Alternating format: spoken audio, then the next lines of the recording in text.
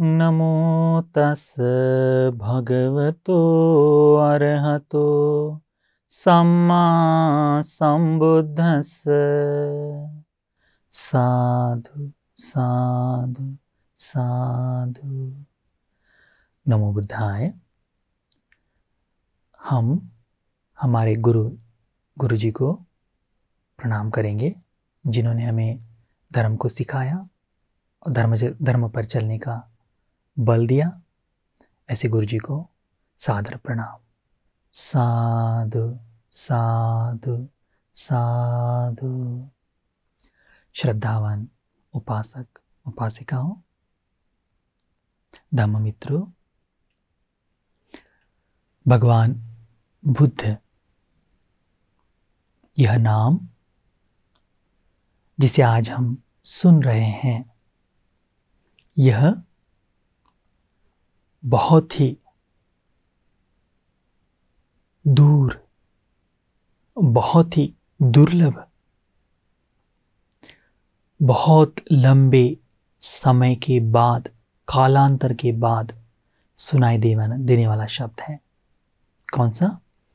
बुद्ध। यह शब्द भगवान बुद्ध इस लोक में उत्पन्न होना, भगवान बुद्ध का इस लोक में जन्म लेना, उन्हें देखने के लिए मिलना बड़ा ही दुर्लभ होता है।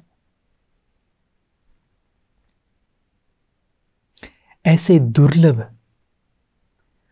व्यक्ति के धर्म को सुनने के लिए मिलना,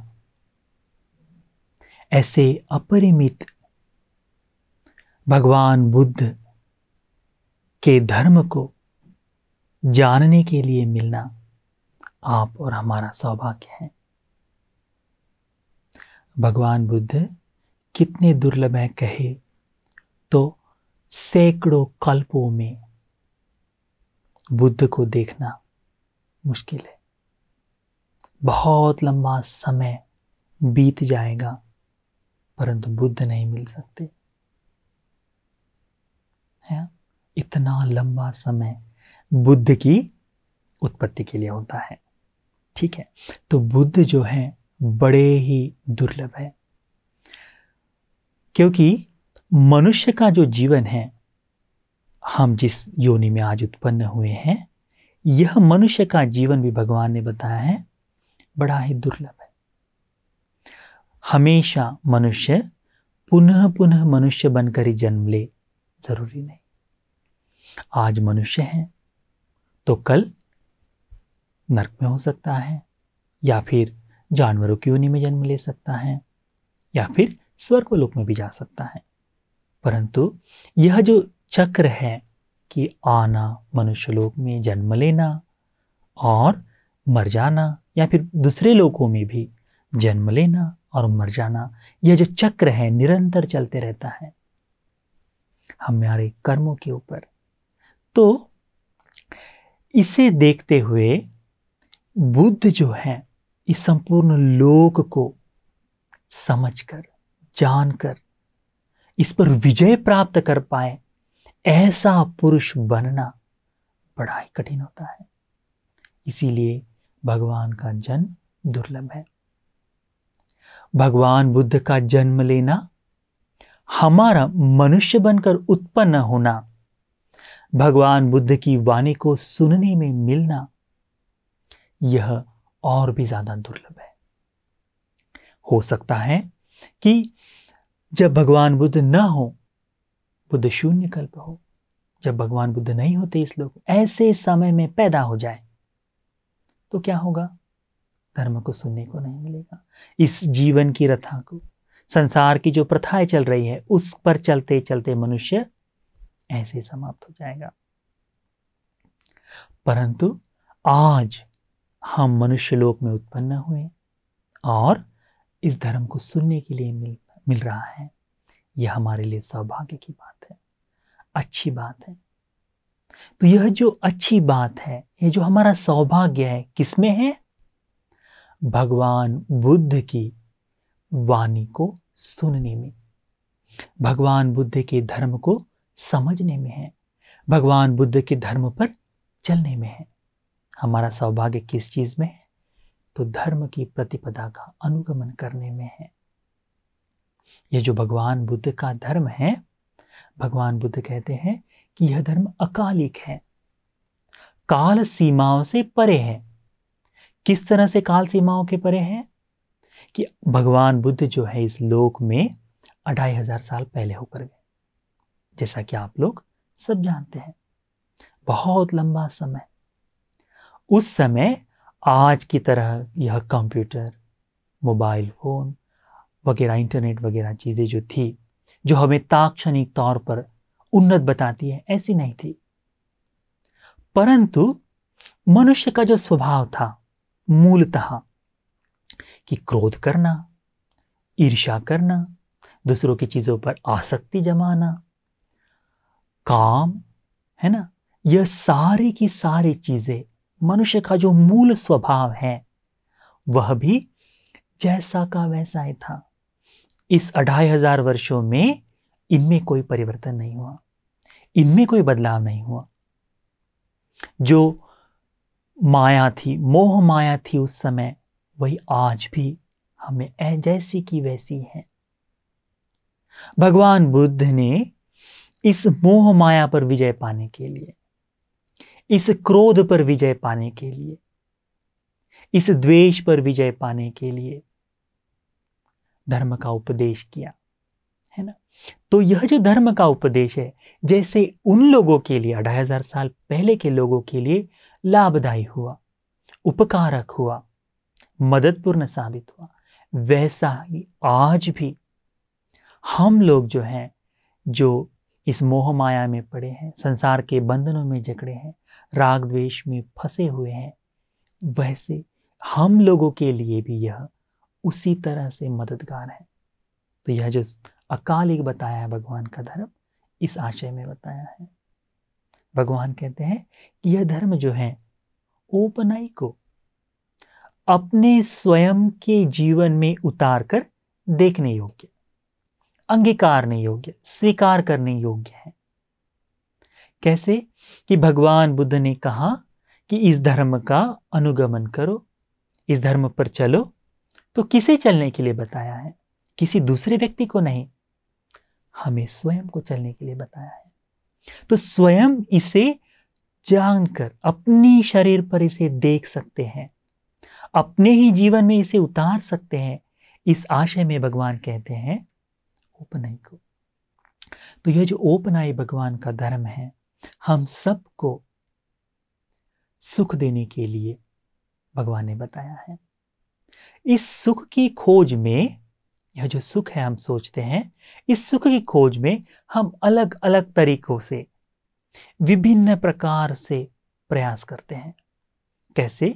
हम सोचते हैं कि जो सुख है हमें धन संपत्ति में मिलेगा, हमें यह जो सुख है वह पुत्र पत्नी आदि की प्राप्ति से मिलेगा, यह जो सुख है हमें विभिन्न तरह की जो संपत्ति है इसके संग्रह से मिलेगा, है ना। और इसकी खोज में हम बहुत सा जीवन व्यतीत कर देते हैं। आप देख सकते हो कि हम बचपन से क्या सीखते हैं कि तुम पढ़ो लिखो, किस लिए? कि तुम्हें भविष्य में अच्छी नौकरी मिल सके। अच्छी नौकरी मिलेगी तो क्या होगा? तुम्हारी अच्छी आवक होगी, अच्छी तुम्हारा पगार, सैलरी अच्छी मिलेगी। उससे क्या होगा कि तुम अच्छा घर खरीद सकोगे। अच्छा घर खरीद सकोगे तो तुम्हारे माँ बाप की सेवा करना, या फिर पत्नी आदि, या फिर बच्चों का पालन पोषण, ये सारी चीजें अच्छे से कर सकोगे। अच्छी गाड़ी खरीद सकोगे, है ना। अच्छी मोबाइल, अच्छी तरह से घर बनाना आदि सारी चीजें होगा। और अंत में देखे तो अच्छे से अस्पताल में जाकर, बड़े से अस्पताल में जाकर बड़ा सा खर्च कर कर मृत्यु के शैया पर जा सकते हो, है ना। तो हम कहते हैं कि जो सुख है धन में मिलता है, इन सारे आशयों को लेकर मिलता है कि धन के कारण ही हमारी जीवन जो है सुंदर बना हुआ है, सुरक्षित है, सुखदायी है करके हमें लगता है। यह सत्य भी एक तरह से, परंतु जो सुख है क्या वो यथार्थ में मात्र धन से ही है? कहीं दूसरी ओर से नहीं है। भगवान बुद्ध कहते हैं कि धन जो है उसे तुम दो तरीके से बता सकते हो। कितने तरीकों से? दो प्रकार से। एक हो गया लौकिक धन, जो हम देखते हैं कि कमाई करने के लिए गए, मेहनत किए, और जो मेहनत का जो फल पाया है पैसों के स्वरूप में या फिर किसी दूसरे धन धान्य के स्वरूप में जो पाया है, वह एक धन हो गया जो हमारे शरीर के परिवहन के लिए, शरीर के लिए उपकारक है। और दूसरा जो धन भगवान ने बताया है वह हो गया लोकोत्तर, परमार्थ के लिए इस्तेमाल करने वाला, हमारे मन की सुख शांति के लिए, इस जीवन की, इस काया की शील और सदाचार के लिए जो धन का व्यय है, वह इस दो तरीके से धन बताया है। भगवान ये नहीं कहते कि यह जो लौकिक धन है, जो धन संपत्ति, जो पैसा जो है वह धन नहीं है करके। भगवान कहते हैं यह भवभोग संपत्ति भी धन ही है। सुज्ञ पुरुष ने, विज्ञ पुरुष ने इनका भी संचय करना चाहिए, परंतु इसके अलावा जो प्रज्ञावान व्यक्ति है, जो अपने जीवन में निरंतर सुख की चाह रखता है, ऐसे व्यक्ति ने एक और धन का संग्रह करना है, धर्म की संपत्ति जिसे कहा है, ऐसे धन का भी संग्रह करना चाहिए। पूछो भला क्यों?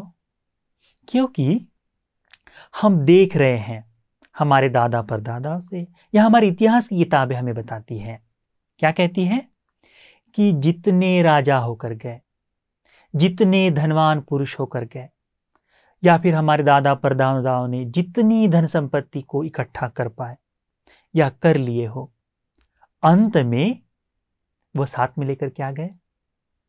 कुछ भी नहीं। वह सब यहां के यहां, इसी धरती पर, इसी जगह पर छोड़कर चले गए, है ना। तो यह जो भौतिक धन संपत्ति है वह हमें क्षण भर का सुख तो जरूर दे सकती है, परंतु अलौकिक स्वरूप में परमार्थ के लिए उपकारक नहीं हो सकती। भगवान के धर्म में इस लौकिक संपत्ति से भी परमार्थ को कैसे प्राप्त कर सके, या फिर इसके साथ साथ लौकिक संपत्ति या फिर परलौकिक संपत्ति, अलौकिक संपत्ति को कैसे प्राप्त कर पाए और वो संपत्ति क्या है, इस आशय में इसके लिए भगवान ने एक सुंदर से सूत्र का उपदेश किया है, जो आज हम यहां सीखने का प्रयास करेंगे। भगवान बुद्ध ने कहा है, इस सूत्र का नाम है धन सूत्र। भगवान ने इसे विस्तार से कहा है, इसलिए इसको कहते हैं वित्तत धन सूत्र, विस्तार पूर्वक धन सूत्र का उपदेश। भगवान बुद्ध ने धन का उपदेश दिया है, धन के बारे में बताया है। देखते हैं क्या है, उसको समझने का प्रयास करते हैं। ठीक। भगवान बुद्ध कहते हैं कि कतमाच भिक्खवे धन, यह भिक्षु, यह जो धन है यह क्या है? भगवान कहते हैं 7 प्रकार का धन है। कितने प्रकार का? 7 प्रकार का। उसमें पहला है श्रद्धा धन। यह श्रद्धा धन क्या है? कतमांच भिक्खवे श्रद्धा धन, भिक्षुओं यह श्रद्धा धन क्या है? भगवान उपदेशित करते हैं, भगवान बताते हैं इद भिक्खवे आर्य श्रावको सद्धो होते। यहां कोई आर्य श्रावक, आर्य श्रावक का अर्थ होता है जो भगवान बुद्ध को शरण गया हो। नमो तस् भगवतो अरहतो कहते हुए बुद्धं शरणं गच्छामि, धम्मं शरणं गच्छामि, संघं शरणं गच्छामि कहते हुए भगवान की शरण में गया हो, जो शील से संपन्न हो। ऐसा श्रावक, ऐसा व्यक्ति भगवान के ऊपर श्रद्धा को बढ़ाता है, श्रद्धा को जगाता है। कौन सी श्रद्धा पर? कैसी श्रद्धा पर? कि भगवान बुद्ध इन 9 गुणों से युक्त है। इतिपिसो भगवारहं सम्मा संबुद्धो विद्याचरण संपन्नो सुगतो लोकविदु अनुत्तरो पुरुष धम्म सारथी सत्था देव मनुष्यानन बुद्धो भगवान। इन 9 गुणों से युक्त जो भगवान हैं वे सम्यक संबुद्ध है। स्वयं ही इस धर्म को जानकर, इस धर्म को कल्याण के लिए करुणा चित्त से हम सबको बताए हैं। मैं उन भगवान में शरण खोज रहा हूं। तो भगवान बुद्ध के ऊपर श्रद्धा को जगाना, उनमें आश्रय को खोजना, उनमें शरण को खोजना, उनमें सुख को पाना, भगवान कहते श्रद्धा धन है। यह श्रद्धा का धन बड़ा ही उपकारक होता है, बड़ा ही महत्वपूर्ण होता है, हमारे जीवन को पलट देने वाला होता है। कैसे? एक बहुत ही सुंदर सी कथा है इस श्रद्धा धन के ऊपर में। भगवान के समय में एक सुप्रबुद्ध नाम का कोढ़ी व्यक्ति था। मुझे लगता है शायद आप लोगों ने ये कथा इससे पहले सुनी हो, परंतु फिर भी संक्षिप्त में मैं बता रहा हूं। समझो कि ये सुप्रबुद्ध जो कोढ़ी था वह भिक्षा मांगकर भिखारियों की तरह जीवन जीता था। एक समय देखता है कि भगवान बुद्ध धर्म का उपदेश कर रहे हैं, तो लोगों का जमावड़ा वहां हुआ है। इस जमावड़े को देखकर वो सोचता है कि शायद यहाँ पर दान दिया जा रहा हो या फिर कोई कुछ भोजन दिया जा रहा हो, तो वो भी अपना कटोरा लेकर वहां चले जाता है। तो उसे देखने को मिलता है कि भगवान बुद्ध उपदेश कर रहे हैं, तो सोचता है कि मैं भिक्षा के लिए तो बाद में भी जा सकता हूं, आज ये 2 भगवान के शब्द ही सुन लो। तो भगवान बुद्ध जो उपदेश करते हैं उन शब्दों को सुनते सुनते इस सुप्रबुद्ध के मन में भगवान के लिए असीमित श्रद्धा जाग जाती है। उसका जो मन है, हृदय जो है, श्रद्धा से ओतप्रोत हो जाता है, लबालब भर जाता है उसका मन। अब वह भिक्षा मांगना दूर हो गया उसका। उस समय उसके मन में बुद्ध के लिए जो श्रद्धा जाग गई, जो करुणा जाग गई, भगवान के ऊपर जो प्रेम जाग गया, वह मन को प्रसन्न कर देने वाला था, आह्लाददायी बनाने वाला था, भाव विभोर कर देने वाला था। वह श्रद्धा ऐसी मजबूत जागी कि वह उसी क्षण में श्रोतापन्न हो गया। देखो, एक भिखारी के लिए जो धन की खोज में या कुछ भोजन की खोज में वहां गया, वह बुद्ध की वाणी को सुनकर उस श्रद्धा को जगा गया, और जो श्रद्धा ऐसी कि उसे श्रोतापन्न बना दी। तो ऐसी श्रद्धा जो श्रोतापन्न कर दे, तो वह उसके लिए धन से भी अधिक महत्वपूर्ण हो गई, है कि नहीं? अब ये जो श्रद्धावान हो गया, जो श्रोतापन्न हो गया, श्रद्धा धन को उत्पन्न कर लिया, यह बाहर दिखाने लायक नहीं था। वह अब भी शरीर से, इस भौतिक स्वरूप से आज भी भिखारी है, परंतु मन से बहुत ऊंचा श्रेष्ठ पद को प्राप्त कर दिया हुआ। तो जब यह प्रवचन समाप्त हो गया, जैसे सब लोग चले गए, तो यह सुप्रबुद्ध कोढ़ी भी अपनी भिक्षा का पात्र, अपना कटोरा उठाकर लोगों के नजदीक जाने लगा भिक्षा के लिए। इस संपूर्ण बात को शक्र देवेंद्र देख रहे थे। उन्होंने देखा कि मुझे इसके धन के बारे में लोगों को जागरूक करना चाहिए। जिस अलौकिक संपत्ति को इसने पाया है, जिस अलौकिक संपत्ति को इसने जाना है, जो बाकी लोगों में राजा कहलाने योग्य, ऐसी संपत्ति को लोगों के सामने रखना चाहिए। तो क्या करते हैं वो शक्र देवेंद्र? वह एक सामान्य से व्यापारी का स्वरूप लेकर उसके सम्मुख प्रकट होते हैं और उसे कहते हैं कि हे सुप्रबुद्ध, मेरे पास ये कुछ काशार्पण है या फिर स्वर्ण की मुद्राएं हैं, मैं तुम्हें देता हूं, इन्हें लो और तुम इस लोकों में जाकर लोगों के बीच जाकर कहो कि भगवान बुद्ध जो कहते हैं वह सही नहीं है, गलत बताते हैं, ऐसा जाकर कहो, तो ये सारे की सारी स्वर्ण मुद्राएं तुम्हारी होगी। सुप्रबुद्ध उस व्यापारी की ओर बड़ी अचरज से देखता है, कहता है, हाँ, मूर्ख हो गया है तू? मैं ऐसे कैसे कह सकता हूं? भगवान की वाणी जो है वह तो सत्य है, परम सत्य है। उसमें मैं खामियां खोजूं और लोगों को बताऊं? ये नहीं हो सकता। मूर्ख व्यक्ति, तू बदल दे अपनी बातों को। ऐसा मत कह कि धर्म झूठा है करके, भगवान सच नहीं कहते करके। इस मत को छोड़ दे, नहीं तो तू बड़ी विपत्ति में पड़ेगा। तो वो व्यापारी जो है कहता है, ठीक है, तू स्वर्ण मुद्राएं ने, ठीक है, मैं तुझे बड़ा सा राज्य देता हूं, तुझे कहीं का राजा बना देता हूं, चाहे तो तुझे अब जाकर भगवान बुद्ध की निंदा कर, गलत बोल। वो कहता है कि व्यापारी, तेरी तो मति मारी गई है। तू तो सारे धन संपत्ति को भगवान की, यानी तुम धन संपत्ति से इस भगवान की वाणी को तोलने का प्रयास कर रहे हो नहीं सकता। मैं तुम्हारी बातों में नहीं आने वाला।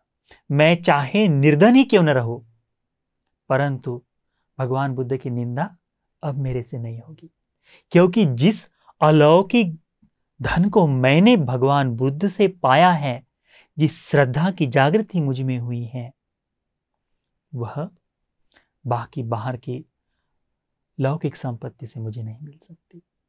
तो ऐसे धन को वो ठुकरा देता है, बाहर के धन को वो ठुकरा देता है।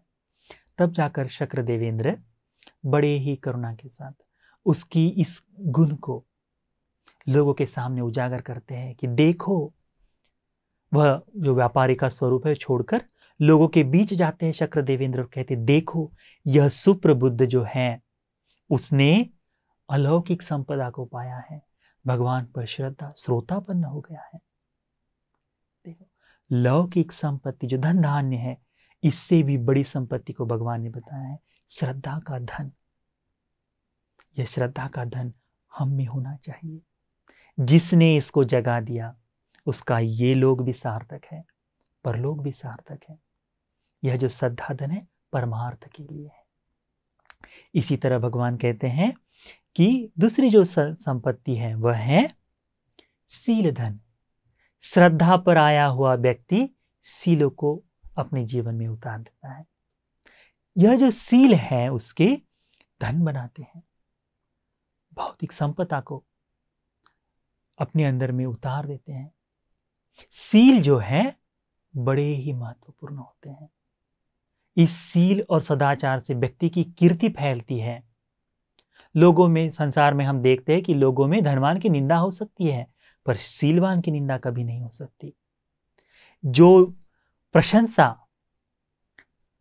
धन से लोग अर्जित करते हैं वह सीलवान को तो ऐसे ही मिल जाती है ना। तो सील जो है वह उसकी संपत्ति हो गई, धन हो गया, संग्रह हो गया। भगवान कहते हैं यह भी एक धन है। उसके बाद कहते हैं हिरी धन, लज्जित होना पाप कर्म करने के लिए। जो व्यक्ति पाप करने में लज्जा करता है उसका इस तरह से लज्जित होना, पाप कर्मों में लज्जित होना, भगवान कहते हैं संपत्ति है, धन है उसके लिए। जो व्यक्ति पाप करने में भय नहीं मान सकता, जो लज्जित नहीं हो सकता, वह कोई भी ऐसा कुशल नहीं जो न करे। जिसका मन उसे लज्जित नहीं करता कि मेरे द्वारा ये पाप कर्म हो रहा है, वह व्यक्ति निर्धन है करके भगवान बताते हैं। तो लज्जा का जो हिरी जो धन है उसका संग्रह भी मनुष्य ने करना चाहिए। उसके बाद भगवान कहते हैं ओतप्प धन। ओतप्प धन यानी भय मानना। भय किस में मानना? पाप कर्म करने में, अकुशल कर्म करने में, बुरे कार्य करने में भय मानना। भगवान कहते हैं यह उसकी संपदा है, संपत्ति है, धन है। जो व्यक्ति बुरे कार्य करने के लिए भय अपने मन में जागृत कर ले, वह अपना जीवन सदाचार से बिताता है। और यह सदाचार बड़ा ही बहुमूल्य है, अमूल्य है। उस सदाचार की हम कोई धन से तुलना नहीं कर सकते। जिस प्रकार सुप्रबुद्ध धन से उसकी तुलना नहीं कर पाए, है ना, वैसे ही यह पाप कर्म करने में भय मानना, यह उसके लिए संपत्ति है। इसके बाद भगवान कहते हैं सुत धन, श्रुत धन, सुनना, धर्म का श्रवण, यह धन संपत्ति है करके भगवान ने बताया है। जो व्यक्ति धर्म को सुन ले, उसका संग्रह कर ले, यह सुना हुआ जो धर्म का देशन है या फिर धर्म की देशना जो है, वह उसकी विपत्तियों में, विकट समय में, कठिन समय में बड़ी ही मददगार होती है। जिस जगह पर धन मदद में ना आए, उस जगह पर धर्म का जो श्रवण है वह मददकारक हो सकता है। तो वह भगवान कहते हैं सुत धन। इस सुत धन को भी हमने संचय करना है। सुत धन के बाद भगवान कहते हैं चाग धन, दान देना। जैसे आदमी इस लोक में आता है, सब कुछ यही छोड़कर जाना है, तो दूसरों को देकर, दान देकर जो पुण्य का संग्रह किया जाता है, यह संग्रह चाग धन के कारण होता है, दान धर्म के कारण होता है। दान देने के कारण वह संचय इकट्ठा होता है, संचय होता है पुण्य का। यह भगवान कहते हैं कि चाग धन, दान देना भी एक धन है, दान देना भी संपत्ति है। आसान नहीं है लोगों के लिए, सबके लिए सुगम नहीं है ये दान की संपत्ति इकट्ठा करना। बड़ा ही कठिन कार्य है दान देना। भगवान कहते हैं ऐसे कठिन संपत्ति को भी अपने जीवन में हमें उतारना चाहिए। इसके बाद भगवान कहते हैं प्रज्ञा धन, प्रज्ञा का जो धन है। कौन सा धन? प्रज्ञा धन। धर्म को समझना। जो व्यक्ति इस लोक में उत्पन्न हुआ है, समयानुसार चलते हुए मृत्यु को प्राप्त होगा, इसकी अनित्यता को देखना,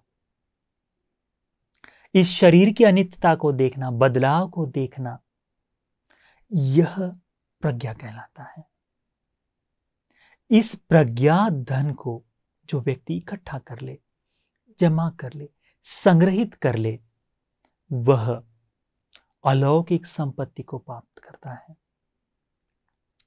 हमारे पास हो सकता है कि मृत्यु के समय में बहुत सारी धन संपत्ति हमारे बैंक में जमा हो, हम बड़े से अस्पताल में, बड़े से आईसीयू में अच्छे से सुखोपभोगित पलंग पर लेटे हुए हो, परंतु हमारा मन हमें खरोचते रहता है कि अरे, हमने जीवन में कुछ कुशल कार्य नहीं किया, अच्छा कार्य नहीं किया, हमें इसका देना है, उसका देना है, या फिर हमने यह बुराई की, वह बुराई की, इसमें मन लगा रहता है। उसकी सारी की सारी धन संपत्ति जैसी की वैसी धरी की धरी रह जाती है और बड़े ही खिन्न मन से वही संसार से चलता है, इस मनुष्य लोक से मृत्यु को प्राप्त होता है। इसके विपरीत देखें तो जिस व्यक्ति ने इन 7 प्रकार के धनों का संचय कर कर रखा हुआ हो, वह व्यक्ति चाहे जहां पे भी हो, चाहे वह गरीब की झोपड़ी में हो या फिर जैसे पहले कहे हुए धनवान व्यक्ति हो, जिसने धन के साथ साथ इन संपत्ति को भी, इन 7 धनों को जो भगवान ने देशित किए हैं, श्रद्धा धन, सील धन, हिरी धन, ओतप्प धन, सुत धन, चाग धन और प्रज्ञा धन, इन धनों का संचय जिसने कर लिया हो, ऐसा व्यक्ति चाहे जहां भी हो, वहां धर्म पर मन का या फिर धर्म पर चिंतन करते हुए, मनन करते हुए, बड़ा ही प्रसन्न होते हुए कि मैंने तो अपना जीवन सार्थक कर लिया, इस लोक को मैंने सार्थक कर लिया, परलोक को मैंने सार्थक कर लिया। इस आशय को सोचते सोचते, अपनी अच्छाइयों को सोचते सोचते इस मनुष्य लोक से परे हो जाता है। बताओ कि कौन से व्यक्ति की गति अच्छी हुई? जो खिन्न मन से इस लोक से गया है वह, या जो प्रसन्न मन से गया है वह? निश्चित है जो प्रसन्न मन से जिसने मृत्यु को गले लगाया है, ऐसा व्यक्ति सुगतिगामी होगा। यह जो सुगतिगामी होना है, जो सुख को पाना है मृत्युपरांत, वह किस चीज से कारण हुआ है? लौकिक संपत्ति के कारण नहीं, वह हुआ है लोकोत्तर संपत्ति के कारण, लोकोत्तर धन के कारण, जो भगवान ने यह 7 अंगों में बताए हैं। तो हमने प्रयास करना चाहिए कि भौतिक संपत्ति को इकट्ठा करते करते, भौतिक संपत्ति को जमा करते करते, बूंद बूंद करके इन लोकोत्तर अलौकिक संपत्ति को भी, भगवान की देशित संपत्ति को भी, भगवान के द्वारा बताई गई धन को भी हमारे जीवन में धीरे धीरे संचय करने का प्रयास करना चाहिए। जो व्यक्ति इस संपत्ति को इकट्ठा कर ले, धन को इकट्ठा कर ले, वह निश्चित ही सुख को पाता है। इस लोक में सुख के साथ जीता है, परलोक में सुगतिगामी होता है। तो यह जो धन सूत्र है, आप सभी को इस जीवन में सुख के लिए, परलोक में सुगति के लिए उपकारक होकर अनुमोदन करते। साधु साधु साधु।